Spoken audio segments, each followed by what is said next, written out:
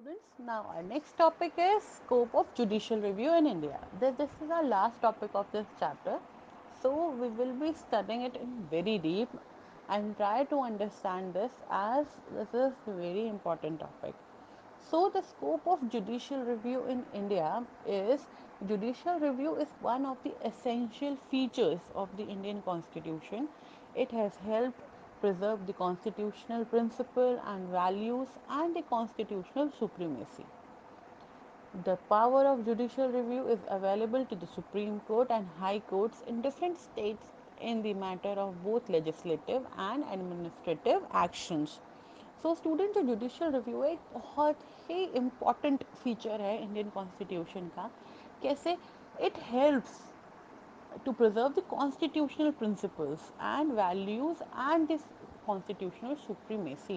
So ये constitution के जो प्रिंसिपल्स हैं, जो उसके सिद्धांत हैं, जो वैल्यूज़ हैं और जो उसकी सुप्रीमेसी है, यानी कि जो सबसे बड़ा होने का जो उसके पास संविधान है उसको प्रोटेक्ट करता है.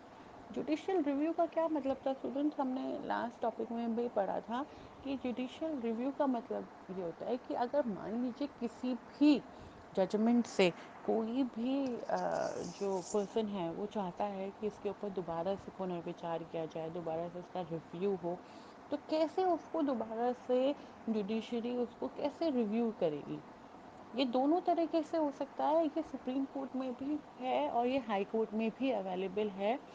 हाई कोर्ट्स क्योंकि डिफरेंट डिफरेंट स्टेट्स में हाई कोर्ट्स भी अवेलेबल होती है, तो उसका जो भी लेजिस्लेटिव और जो एडमिनिस्ट्रेटिव एक्शंस हैं उनके अगेंस्ट या फिर उनसे संबंधित अगर किसी को भी कोई भी जुडिशियल रिव्यू कराना है तो they can go either in their own states high court, and after that there is the supremacy, there is a supreme court in which they can go finally for the any sort of relief.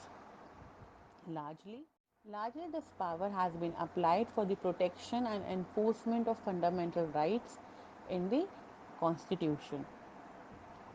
To a lesser extent, judicial review has also been used in matters concerning with the legislative competence with regard to the center-state relations. So पहले क्या होता था students, अगर हम इसको एक बड़े तौर पे बात करें तो जो जुडिशियल रिव्यू है ये एक तरीके के प्रोटेक्शन के लिए है, ताकि जितने भी लोग हैं उनका जो भी फंडामेंटल अधिकार है जो हमें कॉन्स्टिट्यूशन ने दिया है, अगर वो कहीं से भी वॉयलेट हो रहा है तो उसकी प्रोटेक्शन के लिए हमारे पास जुडिशियल रिव्यू एक ऑप्शन है जिसको हम यूज़ कर सकते हैं. पहले क्या होता था, पहले जो ये वाला ऑप्शन होता था जो जुडिशियल रिव्यू का, ये केवल सेंटर और स्टेट के बीच में अगर कोई मैटर होता था तो उसके लिए यूज़ किया जाता था. पर अब we can use it for are personal matters also. अगर हमारा कोई भी पर्सनल केस है, कोई भी ऐसा केस है जो हम चाहते हैं और हम सेटिस्फाइड नहीं हैं निचली अदालत के किसी भी फैसले से, तो हम उसके ऊपर जो भी कोर्ट रिलाई कर रहे हैं, जैसे मान लीजिए अगर आपने डिस्ट्रिक्ट कोर्ट के फैसले से आप संतुष्ट नहीं है, you want to go it for the higher courts, then you can proceed for the higher court. और उसमें आपको रेमेडी क्या मिलेगी? उसमें आपको रेमेडी मिलेगी जुडिशियल रिव्यू की. With the respect to judicial review and on matters of executive or administrative action, court have employed doctrines such as proportionality, legitimate expectation, reasonableness, and the principles of natural justice. Essentially, the scope of judicial review in courts of India has developed with respect to three issues. पहले बात करते हैं students, जो ये judicial review है ये किस तरीके से एग्जीक्यूटिव और एडमिनिस्ट्रेटिव एक्शन पे डिपेंड करता है. इसी के लिए ही जो हमारा कॉन्स्टिट्यूशन है उसने कुछ तरीके की डॉक्ट्राइन्स बनाई, जैसे कि डॉक्ट्राइन है प्रोपोर्शनैलिटी. प्रोपोर्शनैलिटी का यहाँ क्या मतलब है कि हर किसी को एक जैसा सेम ट्रीटमेंट मिले, या फिर हम कंडीशंस के ऊपर बेस्ड होके भी डिसीजन ले सकते हैं. यानी कि मान लीजिए किसी के साथ कोई डिफरेंट तरीके की समस्या है, तो उस समस्या को अंडरस्टैंड करते हुए जो जुडिशरी है वो अपना डिसीजन ले सकती है. Then legitimate expectation. Legitimate expectation क्या है? लेजिटिमेट एक्सपेक्टेशन है यहाँ कि लीगली, कानूनन جو بھی چیز ایکسپیکٹ کری جاتی ہے جوڈیشری سے وہ اس طرح سے چلے، وہ اپنا سوئم ڈیسیزن نہ لے، جو بھی چیز ریٹن ہے انڈر دی کانسٹیٹیوشن وہ اس کو لے کے فائنلی اپنا ورڈکٹ دے. ریزنیبلنس مطلب ایکچوئل ہو، ریئل ہو، ریزنیبل ہو. ایسا نہ ہو کہ ہم کسی بھی طرح کا، مان لیجیے کسی نے رابری کری اور وہ رابری تھی 5 لاکھ کی، 10 لاکھ کی، اور ہم اس کو سیدھا پھانسی کی سزا دے دیں. You can not do this. ہم اس چیز کے پرونس اینڈ کونس دیکھیں، اس چیز کی گہرائی دیکھیں کہ اس نے کتنی کروئلٹی سے کیا تھا وہ کرائم. جیسے کہ ابھی نربھیا کیس ہوا تھا، بہت سارے اس طرح کے ریپ کیسز ہوتے ہیں، پر کیا ہر کسی میں پھانسی کی سزا دی جاتی ہے؟ نہیں دی جاتی.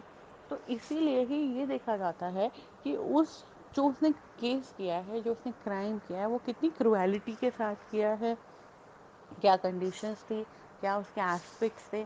ان چیز کو مد نظر رکھتے ہوئے جو بھی ڈیسیزن کورٹ لے رہی ہے وہ ریزنیبل ہو، وہ جسٹیفائیبل ہو.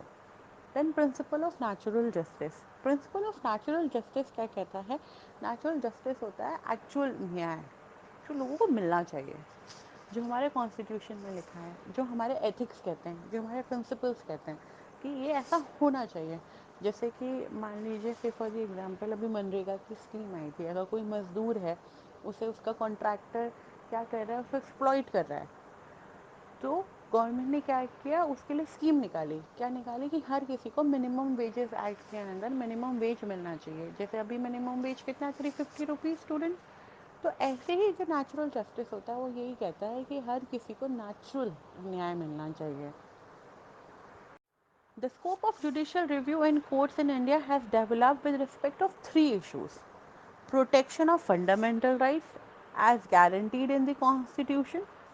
سب سے پہلا کیا ایشو ہے، سب سے پہلا کیا دھیان رکھا جائے جوڈیشل ریویو میں، کہ جو لوگوں کا پروٹیکشن ہے فنڈامنٹل رائٹس کا وہ بالکل گارنٹیڈ ہو، جو کانسٹیٹیوشن میں لکھا ہے. کانسٹیٹیوشن نے ہمیں رائٹ ٹو لائف دیا ہے، رائٹ ٹو لبرٹی دیا ہے، تو ہمیں جینے کا ادھیکار ہو. کانسٹیٹیوشن نے ہمیں رائٹ ٹو کانسٹیٹیوشنل ریمیڈیز دیا ہے، جو سب سے امپورٹنٹ فنڈامنٹل رائٹ ہے. مینس جو بھی کانسٹیٹیوشن میں ہمارے لیے ریمیڈیز دی گئی ہیں، ہمیں بینیفٹ دیے گئے ہیں، اور ان کے اوپر کوئی لمیٹیشن طے کری گئی ہے، تو ہمیں اس کو استعمال کرنے کا پورا ادھیکار ہو. اس کے لیے ہمیں جوڈیشری پروٹیکشن دے. Then matter concerning the legislative competence between centre and state. جو سینٹر اور جو اسٹیٹ کے بیچ میں جو بھی میٹر ہے اس کو لیجسلیٹو کمپٹنسی سے ٹریٹ کیا جائے. یعنی کہ رولس ریگولیشن لیجسلیچر ان کے پرتی جو بھی قانون ہے اس کے اوپر وہ بنے. ایسا نہ ہو کہ گورنمنٹ اپنے آپ اتھارٹیو بنے. ہماری جو گورنمنٹ ہے وہ ڈیموکریٹک گورنمنٹ ہے، ہم لوگوں کو سیکولرزم ملا ہے. تو اس کا مطلب یہ نہیں ہے کہ جو گورنمنٹ ہے وہ اپنے قانون خود بنا لیں. Third is the fairness in executive acts. Means جو بھی طریقے کے لا بن رہے ہیں، جو بھی طریقے کا رول بن رہا ہے، یا جو بھی طریقے کا رول امپلیمنٹ ہو رہا ہے، ان میں سچائی ہو، ان میں فیئرنیس ہو، کسی بھی طریقے کا بائسنیس نہ ہو. کسی بھی ریلیجن کو لے کے، کاسٹ کو لے کے، کریڈ کو لے کے، کلان کو لے کے، ٹرائب کو لے کے، کسی بھی طریقے کا کوئی بھی بھید بھاؤ نہ ہو. سب کے لیے سمان طریقے کے ادھیکار ہو. اگر جوڈیشل ریویو میں بھی جانا ہے تو وہ سب کے لیے ہی سیم پروسیجر ہو، کسی کے لیے ایکسٹرا بینیفٹ نہ ہو یا کسی کے لیے کوئی ڈرا بیک نہ ہو.